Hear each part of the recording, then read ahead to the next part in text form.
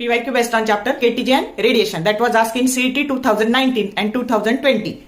If Cp and Cv are molar specific heats of an ideal gas at constant pressure and volume respectively, if gamma is the ratio of two specific heats and R is the universal gas constant, then Cp is equal to, options are given in this manner.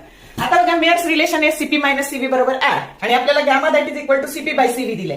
मग जेव्हा Cp काढायचं ना तर Cv साठी arrange करायचं आणि जेव्हा Cv काढायचं ना तेव्हा Cp साठी अरेंज करायचं. मग आता बघा आपल्याला Cp साठी काढायचंय म्हणून Cv बरोबर Cp by gamma he value कुठे टाकायची तर ह्या इक्वेशन 1 मध्ये टाकायची. मग इक्वेशन 1 मध्ये टाकल्यावर ह्या पद्धतीने अरेंज केलं. Cp कॉमन काढलं ब्रॅकेटमध्ये 1 minus 1 by gamma that is equal to R.